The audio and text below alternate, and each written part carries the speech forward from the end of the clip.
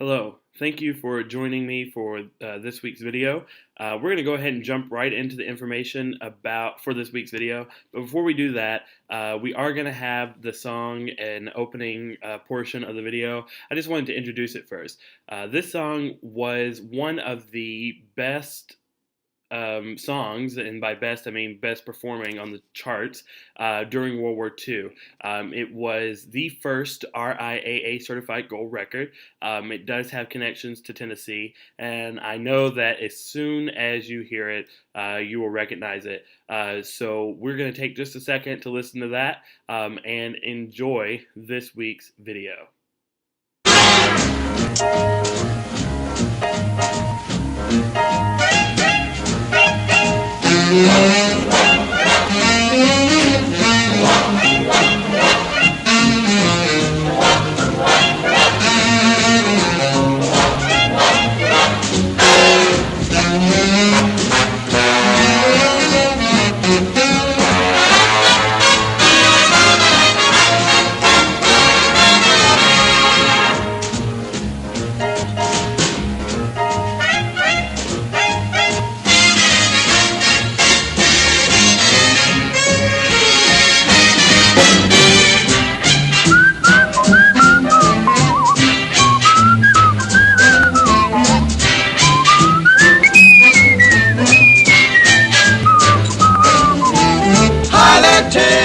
What you say? Step aside, partner, it's my day. Bend an ear and listen to my version Of a really solid Tennessee excursion. Pardon me, boy, is that the Chattanooga choo-choo? Yes, yes, track 29. Boy, you can give me a shine. Can you afford to board a Chattanooga choo-choo? I got my fare And just a trifle to spare. You leave the Pennsylvania station about 3:45. Read a magazine and then you're in Baltimore. Dinner in the diner, nothing could be finer Than to have your ham and eggs in Carolina. When you hear the whistle blowing 8 to the bar, then you know that Tennessee is not very far. Shovel all the coal in, gotta keep it rolling. Ooh, ooh, Chattanooga, there you are. There's gonna be a certain party at the station Satin and lace, I used to call Funny Face. She's gonna cry until I tell her that I'll never roam. So Chattanooga choo-choo, Won't you choo-choo me home? Chattanooga, Chattanooga, All aboard, Chattanooga, Chattanooga, get aboard. Chattanooga, Chattanooga, Chattanooga choo-choo, Won't you choo-choo me home? Chattanooga choo-choo.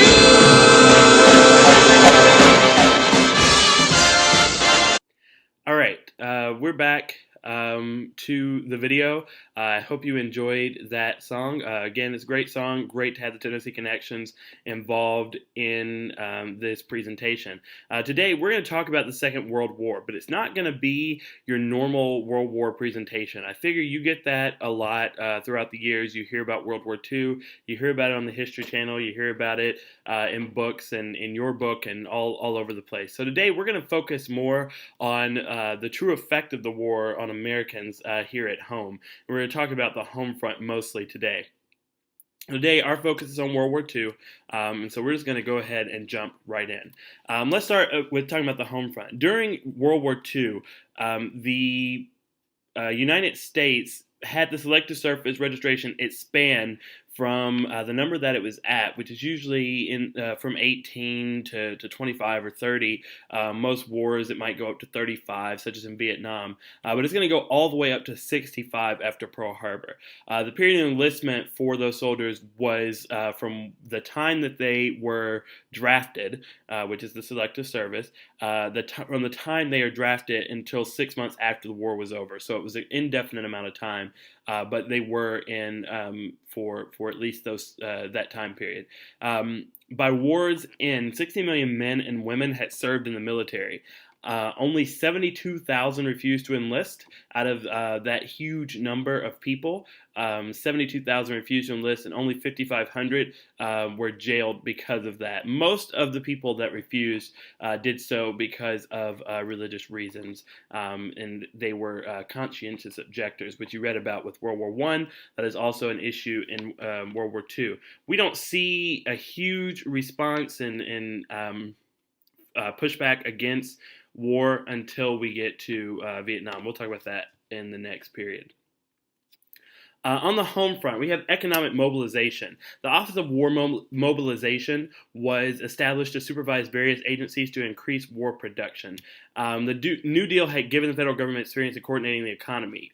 Prior to the New Deal, the government wasn't typically part of the economy, typically part of regulating how the economy worked or how people produce. But the New Deal had changed that and given people given the government a new way to really deal with the economy, which really helped in the war. You also have the War Production Board, which was established in 1942 by FDR to regulate the use of raw materials. So there are all sorts of issues there, and the War Production Board is able to coordinate those things. It was considerably more powerful and effective than the War Industries Board had been during World War I. So the WPD was a huge benefit in this particular aspect. The attack on Pearl Harbor and the threat of Nazi expansion warranted increased federal power to coordinate the nation's defense. About a half of U.S. factory production went into war materials. Really kind of turned around. You couldn't buy a car, you couldn't buy a lot of products, because those factories turned into war material factories, and that was incredibly important on the home front. In 1943, the U.S. was producing twice as many goods as all enemy countries combined. Okay, so twice as many as the rest of the world combined. This is very important. What wins us the war is not those 16 million men and women. Of course, that's important. Of course, they were brave and did a lot of fighting, and they were able to do the actual fighting. But we would not have won. We would not have been able to necessarily beat back our enemies without our home front production. Because we were outproducing the other countries at such a high rate, that's what wins us the war. And that is really the true story of World War II. Not as much some of the other things that happened, although, of course, incredibly important. You can't do it without that. But you have to understand what's going on the home front. Taxes were increased to finance the war. Most people had not paid taxes up to this point. In 1939, 4 million people filed tax returns. In 1945, it was 50 million. There's not that much of an increase in people. Nobody was giving birth to 18 and 25-year-old men. What's happening is that they're increasing the tax brackets, and they're causing new people to have to pay taxes. One of the interesting aspects about that is that doesn't go back down. So we've already got the income tax, but it doesn't affect everyone across the board. In 1945, because of World War II, all people are going to get involved in paying taxes, and that doesn't change. That doesn't go back after the war. And part of that is because we now maintain a military, whereas we did not then. Of course, we have a lot of other things we spend money on as well now. This increased the national debt. In 1941, we had a national debt of $49 billion. In 1945, we had a national debt of $259 billion. Now, 2/5 of that was pay as we go, and 3/5 of that was borrowed by war bonds. So we are to pay that back to individuals. So that means citizens are buying war bonds, and the government's going to pay them back. So that's just an important aspect. Critics claim that the New Deal and World War II together created what was known as a warfare welfare state. There's always critics. That was an issue, and that was a big campaign issue, although it didn't necessarily affect Roosevelt or Truman. It is something that people are going to start to look at as what the country is becoming, is this big, huge government that's spending a lot of money on various different things. War bonds have been sold, just like I just mentioned, as they also were for World War I. They were held around the country with celebrities promoting patriotism. If you don't buy a war bond, you're, with the Nazis and all these types of things. But that is wasn't as necessary as you might think. People were really willing to give. First of all, a war bond is paid back. You get the money back. It's not like you're giving the money to the government and you never get it back. You get it paid back. So you get that money back. There wasn't a whole lot to spend your money on. Half of the production was going to the war. So there wasn't a whole lot of products or things to spend your money on. You're not going to go on a trip to Paris in the middle of World War II. So there's not a whole lot of money to spend during World War II. So people are able to save it. And what they are saving, they're able to put in bonds and fund the war themselves. About 85 million Americans bought war bonds, totaling approximately $185 billion. Huge amount to raise from the American people directly. Let's talk about some of the groups here in the country on the home front. Women were the driving force of the home front effort. Over 5 million women joined the labor force during the war. The majority of jobs women took during the war were non-factory jobs. They could do all sorts of things. It could be delivery. It could be service-type jobs. But there were jobs that were previously held by men, and now 5 million women are joining the labor force in order to replace those roles that men had. Rose of the Riveter became a sign of the American heroine. They became a sign of the strength and power of women. You've seen these before. We can do it and all those types of things. A minority of female workers moved to new communities to work in aircraft, munitions, and automobile industries. Propaganda nonetheless urged women to work in industry. So even though there weren't that many people involved here, they're still kind of pushing that as a new aspect of the war. Women's magazines and newspapers discussed the suitability of women's smaller hands for delicate tasks. So they still kind of played to what they thought women would be best at, but nonetheless, they were getting women to get involved in the war effort and really take the place of men. And this is going to come back in a major way because it's really going to show women, especially in the 50s when they have to be relegated to the task of their mothers and their grandmothers, the stereotypical domestic women roles. In the 50s, they're kind of going to look and say, hey, we showed you in World War II that we could do this. Now give us a chance to actually go out and do it and actually be a part of the labor or the workforce. So it's really going to be a catalyst for the women's movement and the feminist movement that starts in the 50s. Women's increased wages from industrial jobs increased family incomes and paved the way for post-war consumer demand. The increase of African American women in the workforce who worked alongside whites played a role in breaking down racial barriers after the war and contributed to the civil rights movement. So just like the women being involved in the war effort contributed to the women's movement, the increase of African Americans at this time as well, which we'll talk about in just a second, also helped lead to the civil rights movement. So all of these new changes that we're going to see in the 50s and 60s really kind of started from World War II. One of those big effects that happens. One of those things that you need to be able to make a connection to. Despite gains, the average woman's pay in 1945 was still less than 2/3 that of a male worker. Now I say that it was in the 60th percentile. We all know, we've heard the numbers. It's really not that much better today. So that sounds like a low number, but don't think of it as they were terrible and they did this, way differently than we do and how sexist they were then, because we're really not much better now. At war's end, pressures increased on women to return to homemaking rather than to stay in the workforce. Basically, a lot of people thought that they were unpatriotic, that they were stealing work from men, that they were not actually women, that they were forgetting their family, they were losing connection to what matters and family values and all these things. So they started to get women to move back to the home rather than the workplace, and that does work, and that is an issue, which is part of, again, what comes out of the women's movement. So let's move on a little bit. We'll talk about African Americans in World War II. African American civil rights issues were hugely important during World War II. The war years saw a massive migration of 5 million blacks out of the South to industrial centers in the Northeast, Midwest, and California. Similar to the Great Migration we saw with World War I, this is very similar. Now, all of these people don't stay there, but they do move kind of all at once.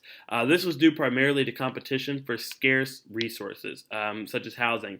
Tensions in in the southern workplace among white and black urban workers, and the desire of many blacks to escape Jim Crow laws led to those 5 million blacks moving from the south to the north. This led to violence in 47 cities, the worst being in Detroit, with the June 1943 Detroit race riot. This cost $2 million in property damage, led to the death of 34 people altogether, 25 blacks and 9 whites, and 6,000 federal troops were needed to restore order. So this was a very big deal during the war. Again, we saw something similar with the Chicago race riots in the 20s after World War I. We're seeing that during World War II in Detroit as well. So there's always this image of the country coming together and really, being a cohesive unit to fight the bad guys. We see here, and we'll see in the next couple of topics as well, that that's not necessarily the case on the home front. So even though all of these good things are going on, it's causing some tensions and really revealing some of the issues that we have in the country at the time, which leads to some post-war tensions between different groups. The March on Washington movement was proposed by Randolph, who proposed a black march on Washington in 1941 if his conditions were not met. And he had various conditions which you can look up, but he was part of the Niagara movement. Were not met. FDR was concerned such a march would divert attention from the war, which resulted in government agencies, job training programs, and defense contractors agreeing to end segregation. Enforcement provisions for the FEPC were weak. Due to Southern opposition, Congress never passed the FEPC into law after World War II. Although 5 states continued to enforce their own FEPC laws, after the war, Randolph's pressure on President Truman led to the desegregation of the armed forces in 1947. So some of these things that Roosevelt really tried to kind of gloss over in order to really get everybody's focus on the war, kind of helped out in the military and in the government. We're seeing that trend. We'll see that trend where change comes first in government, where things can be done unilaterally. It takes a little longer for laws to be passed throughout the country, or for things to change around the country. The National Association for the Advancement of Colored People, NAACP, grew from 50,000 before the war to 500,000 members by the end of the war. Mexican Americans in World War II. The Bracero program in 1942, there was a need of increased farm production, which led to short-term work permits issued to Mexican workers, which were not issued prior to the war. During the Great Depression, about 500,000 Mexicans left the U.S. due to deportation or various other pressures, as unemployed whites were desperate for work. So the Great Depression led to tensions between Mexicans and not native, but those already in America. This is something you've probably heard before, right? So because there were less jobs, those jobs went to white men first, probably black men second, then women third, then probably African American women fourth. So Mexican Americans were pretty low down on the list. In some cases, even after the Japanese, depending on the countries where they were. We'll talk about that in just a second. So a lot of them left. About 150,000 braceros came to work in the railroad and agricultural industries during the war. Now, again, this is a program that was created to have Mexican Americans work for the government. It would be, again, a government-issued work permit for Mexican workers to come into the country and work, because we needed that extra help in the economy during World War II. However, because Mexican Americans were mixing with white Americans and black Americans, we're going to start to see violence, which tends to happen when we mix races in this country. This happens often. The Zoot Suit riots in Los Angeles in 1943 started when young Mexican Americans became the object of frequent violent attacks in LA by white sailors and Marines docked on the West Coast. The press had regularly connected the Zooters with crime, baby gangsterism, and thuggery. Part of the reason that was they were called that, or excuse me, they were seen as maybe unpatriotic, was because they wore jackets with a lot of extra cloth, a lot of extra material at that time, and rationing prohibited such garments. So there would be white Americans that would say things. This would start some type of issue, and there would be all sorts of violence, and that's where we get that concept of Zoot Suit riots, because they were the Zooters that were doing this.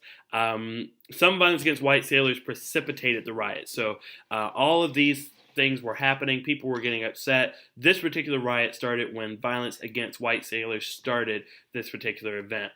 In June of that year, sailors and Marines roamed the streets of East LA for several days, beating Zooters, burning their clothes, and cutting their hair. 150 people were injured, and 500 Latinos were arrested. Many believed the riots were racially motivated. Violence against Latino youth spread to at least 7 cities throughout the country. African American Zooters were also attacked, so it wasn't just Mexican Americans, but it was mostly Mexican Americans.